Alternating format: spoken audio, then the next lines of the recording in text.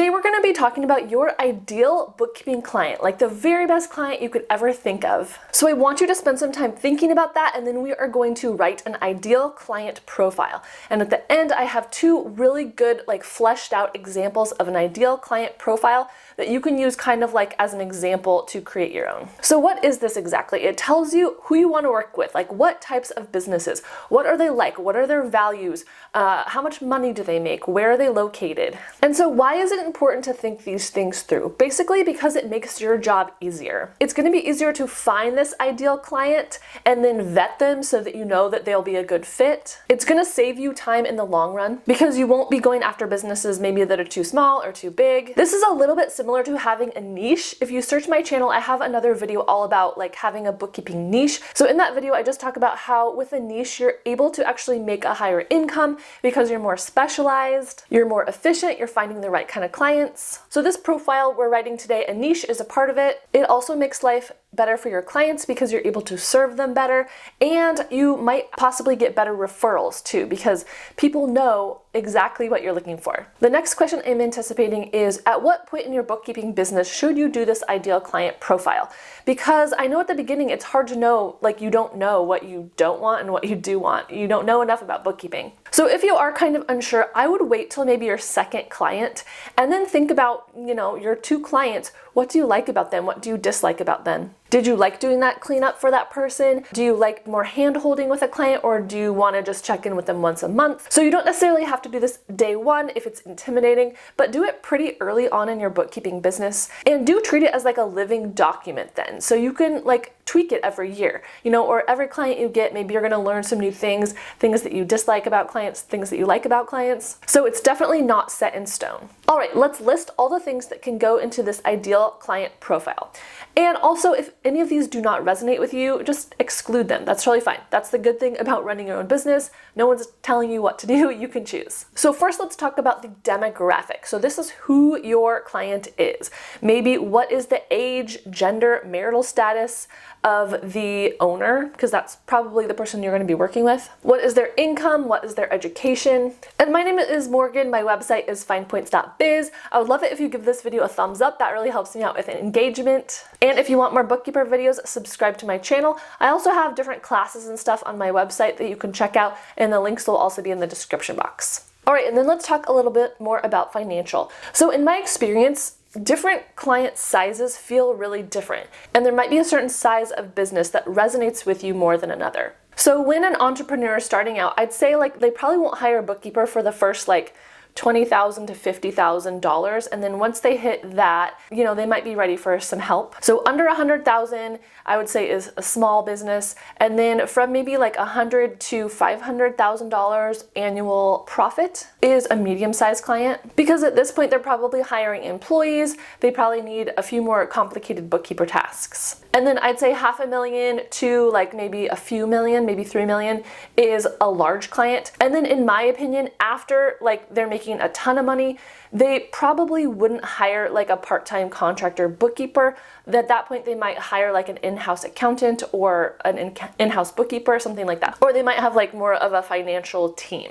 So that's my personal opinion about the breakdown. Let me know in the comments if you disagree on those sizes for small, medium, large. I personally gravitate toward smaller, probably in between that small and medium, because then I feel there's more room for me to have input, for me to suggest systems, that kind of thing. When a business gets larger, then I just feel it's more of a machine sometimes. There's less maybe creativity or room for suggestions, and they're more regulated. Next, we're going to dig more into the values of your client. So this one is called psychographic, which is a word I just learned. It's why your client is going to purchase your bookkeeping services. So this could be their personality traits, their attitudes, opinions, beliefs, values, lifestyle, religious status, political status, anything that's kind of shaping who they are. Next is behavioral. So this is how your clients interact with your business. So their buying patterns, are they a big spender? Are they very frugal? Along with spending habits. So that could also include who they hire. Are they hiring a large team and they're fine, spending that? Do they like to go into debt for certain things? Are they okay with carrying a bit of debt? Are they very price sensitive when you talk about your bookkeeping services and how much you cost? And what's kind of their philosophy on having a bookkeeper? Like, do they see that person as a partner who's coming alongside them? Do they see them as like an assistant or like a office manager person who's just crunching numbers? Like, how are they going to interact with their bookkeeper? And then what type of feedback are they looking for? Like, do they want your input? Do they want your suggestions? Are they good about giving affirmation if that's important to you? Or do you just not talk to them and that's fine too? All right, and then let's talk about geographic. Are you fine working for clients who are anywhere in the US? Would you prefer local clients where you can go and see them face to face? So think about physically, where are they located? What language do they speak? Do they have a certain culture, either like a ethnic culture or a like office culture? You know, like what's the vibe of their office? And where is their workplace? Do they have a big office? Is everyone working remotely? Like what do you prefer in that regard? All right, so now I have a big list of questions that I'm gonna go through pretty quickly because some of these I've already touched on, but I thought it'd be helpful for you just to see them like all listed out, and then you can think through some of these things. All right, what type of client are you wanting to work with? How large is their business? How much money does the company make? What is their short and long-term goals? What's your pricing model and what's their budget? That's an important one. Are they solo or do they have employees working from them? That is going to change your bookkeeping services that you're offering. Do you like brick and mortar or online? Niches? Do you like helping them get organized, or would you prefer that they already have systems in place? What are their processes or workflows? Do you want them to have certain values or beliefs, and their communication style, and what is their willingness to adapt and be flexible with you? All right, and then I have one more list of questions like this before we go into the examples that I have. And this is all about your client's pain points, because this is a really big one. Anytime you're in like the sales process or like the, trying to get someone to hire you, listen to their pain points, listen to what is bothering them, and try to help with some kind of solution. That is going to go a really long way in you being a valuable resource to this person. All right, so let's talk about your client's pain points. This is a really important thing to listen to and try to solve these pain points when you're talking to someone. So is it a pain point that they've been doing their own bookkeeping and they're really stressed about that? Do they have messy books that need to be cleaned up? Did they or someone else kind of not know what they're doing and mess up the books? Are they unsure if they're even doing it right? This happens a lot when people are trying to do it themselves and they kind of know what they're doing, but then they often have questions. Does it stress them out? Have they had a bookkeeper before and it didn't work out? So for whatever reason, is this a pain point that, it hasn't worked out in the past?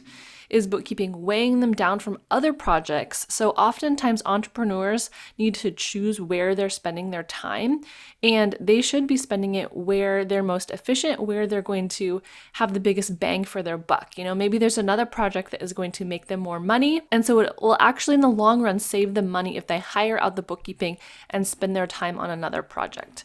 And just generally, what are their biggest day-to-day challenges? When you're talking to someone, they're probably going to, if you ask them about this, they're probably going to let you know, hiring is my biggest problem, or paperwork is really stressful, or I don't have a system for this or that.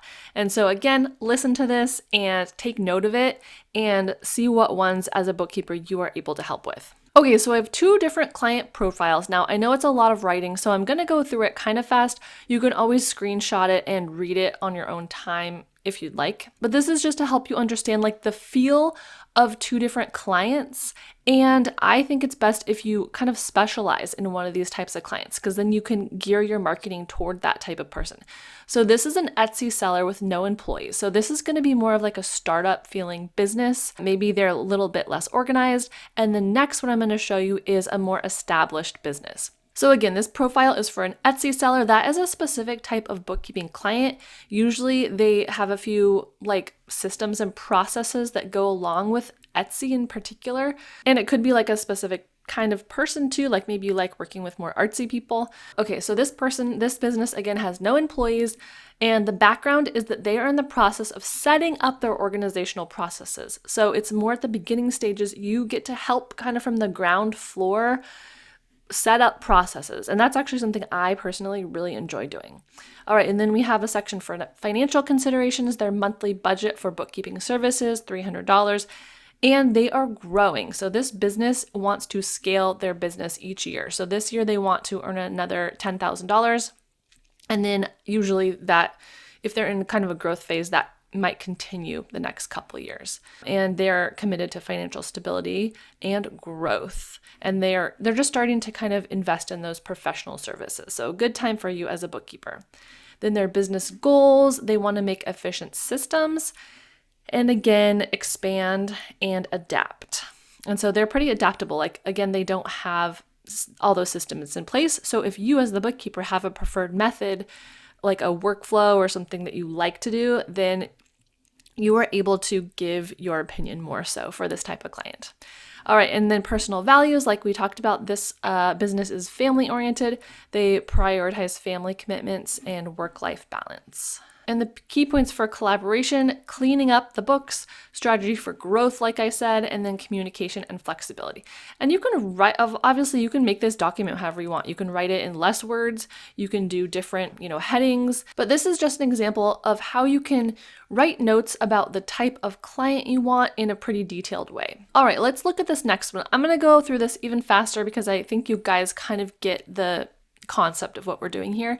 So this is a small medical office with 7 to 15 employees. So this is a clue right here, they're gonna have payroll. So that's probably a bookkeeper who wants to offer payroll. So this is the background. They have established systems already, and they just need a little bit of help fine-tuning it. So it's not like you're coming in and creating systems for this person. Their monthly budget is higher than the last person, so it's $500. They are a 6-figure company already, and they are more stable, but they also have some growth potential. So their business goals, they are focused on efficiency, financial optimization, so just making sure that everything is dialed in financially, and then growth and stability. Work culture, kind of similar, they want to provide good family values for their employees most likely, and then they value flexibility and adaptability. And then the things, like I mentioned, we are going to be collaborating with them as a bookkeeper, is that fine-tuning and that strategic piece. And then, as usual, have good communication and collaboration. So this is just a profile of a type of client. So they're more forward-thinking, and this type of client is going to feel different than the first one we talked about. So as much as you can, think about what your client is like. Think about what types of clients you want to work with, and then make a detailed profile. And this is really going to help you get clear about what you're wanting as a bookkeeper. Thank you guys so much for watching, and I will talk to you again next week.